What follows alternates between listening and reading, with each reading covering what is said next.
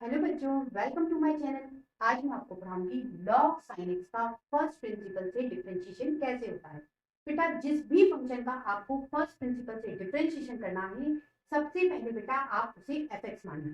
तो सबसे पहला काम, F X equal to log sine X. ठीक है। अब बच्चों आपको ये फॉर्मूला लगाना है। इस फॉर्मूले के लिए आपको चाहिए एफ एक्स। तो बेटा एफ एक्स आपके पास है, ठीक है। और क्या चाहिए? F X plus H. तो बेटा एफ एक्स प्लस एच निकालेंगे।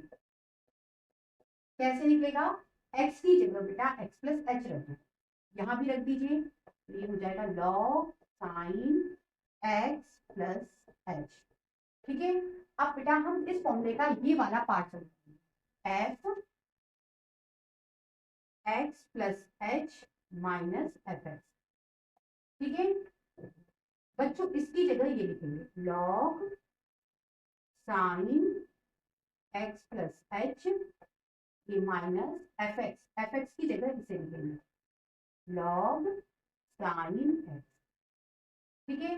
अब बेटा आप यहाँ पे लगा सकते हैं फॉर्मूला, कौन सा? Log N minus log N का फॉर्मूला कहता है लॉग एन अपॉन एन।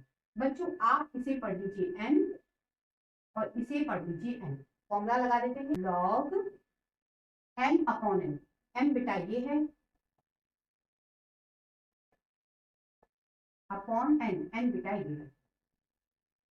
अब बच्चों यहाँ फॉर्मूला लगेगा। देखिए ये फॉर्मूला ये कहता है कि x टेंड्स टू 0 लिमिट होना चाहिए और लॉग के साथ +1 होना चाहिए। तो बेटा सबसे पहले 1 पे फोकस कर लेते हैं। देखिए लॉग है तो बेटा आपको इसके साथ क्या चाहिए? +1। तो एडजस्टमेंट करिए।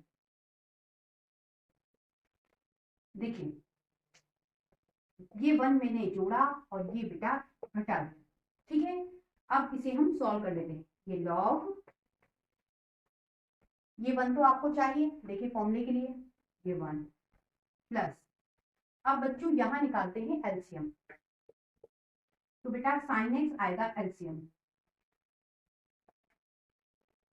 ठीक है। सिंपल तरीके से सॉल्व कर लेते हैं। 1 का बेटा इसमें मल्टीप्लाई करोगे तो आएगा साइन एक्स प्लस एच। ठीक है। ये माइनस साइन एक्स का बेटा इस 1 में करोगे तो साइन एक्स आएगा। ठीक है। अब देखिए ये लॉग, ये 1 और इस पूरे को क्या पढ़ लेते हैं? एक्स। ठीक है। तो लॉग 1 प्लस एक्स। अब एक्स पे देखिए क्या है, यहाँ एक्स है बेटा तो यहाँ अपॉन में भी एक्स आना चाहिए। फिर एडजस्टमेंट कर लो। ये 1 प्लस इस पूरे को एक्स पढ़ा तो अपॉन में आपको एक्स चाहिए, तो बेटा इसका कर दीजिए एडजस्टमेंट। कैसे करेंगे? देखिए इससे बेटा आप कर दीजिए डिवाइड। ये डिवाइड कर दिया। इसी से बेटा कर दीजिए multiply.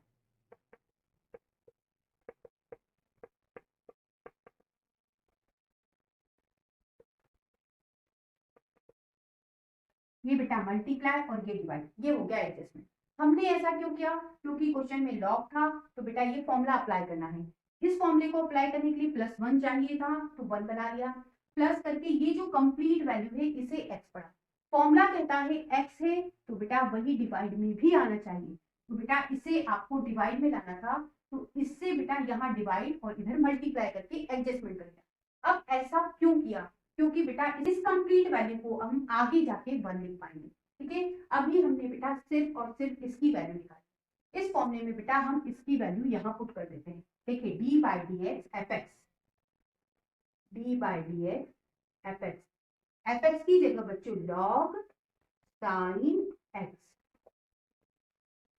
Equal to limit H tends to 0।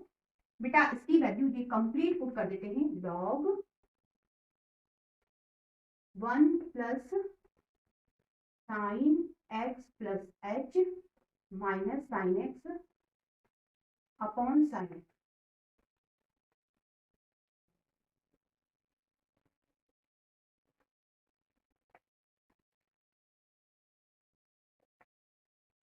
ठीक है। अब बेटा ये बचा है तो बेटा इसे हम सबसे पहले सॉल्व कर लेते हैं, फिर लिख लेते हैं। देखिए किस तरह से। यहाँ बच्चों formula sine C minus sine D का लग सकता है। ठीक है। साइन माइनस साइन टी का फॉर्मूला होता है 2 cos c plus b by 2 sine c minus b by 2, ये फॉर्मूला। ठीक है, अब फॉर्मूले के अकॉर्डिंग ये 2, ये cos c plus d by 2, c बेटा ये है, d आपका ये है, तो c ये हो गया प्लस d और ये बाई 2। ठीक है, फिर फॉर्मूला कहता है sine c minus d by 2, c बेटा ये है, ये माइनस d बेटा ये है और ये बाई 2, x से x कैंसिल हो गया। ठीक है, ये x और ये x हो जाएगा 2। ठीक है, तो बेटा इसका सॉल्यूशन बच्चों ये बना, इसे लिखो 2 cos 2x plus h by 2, ये साइन h बाई 2। ठीक है, हमने बेटा इसका सॉल्यूशन ये लिख लिया। ठीक, और ये अपॉन साइन x बचा है, इसे भी लिख लेते हैं 1 बाय साइन x। अब बच्चों हम हर एक फंक्शन में लिमिट लगाएंगे। बेटा इस फंक्शन में लिमिट लगी है, इसमें लगा देते हैं, तो ये 2 तो कांस्टेंट है, बाहर कर दिया। और ध्यान से देखिए 1 अपॉन साइन x भी कांस्टेंट है। क्यों कांस्टेंट है? क्योंकि बेटा लिमिट h टेंड्स टू 0 है, इस फंक्शन में h नहीं है तो बेटा ये कांस्टेंट है, इसे भी हम बाहर कर देते हैं, लिमिट से बाहर हो गया। ठीक है, यहां से हट गया। अब बच्चों यहाँ लिमिट लगा देते हैं, लिमिट h टेंड्स टू 0, यहाँ भी लगा दीजिए लिमिट h टेंड्स टू 0। अभी हमने बेटा सिर्फ और सिर्फ F X plus H minus F X की वैल्यू रखी, अपॉन एच बच गया है, तो बेटा उस एच को हम यहाँ लिख लेते हैं। ठीक है, अब बच्चों आप जानते हो limit theta tends to 0 sine theta upon theta equal to होता है 1। बच्चों ये हमें क्या बताता है? ये बताता है यदि लिमिट थीटा टेंड्स टू 0 है और साइन के साथ जो एंगल है वही एंगल नीचे आ रहा है, मतलब अपॉन में आ रहा है, तो बेटा ये कंप्लीट वैल्यू 1 होती है। तो बच्चों आपके पास लिमिट h टेंड्स टू 0 तो है, ठीक है, साइन के साथ बेटा h बाई 2 एंगल है, वही यहाँ भी होना चाहिए। तो बेटा आप h तो है आपके पास, अपॉन 2 और चाहिए तो 2 से डिवाइड और 2 से कर दो मल्टीप्लाई, ये कर दिया हमने एडजस्टमेंट। ठीक है, अब ये जो 2 है बेटा आप उसे यहाँ भी लिख सकते हो। ठीक है, अब बच्चों सभी में हम लगा देते हैं ब्रैकेट।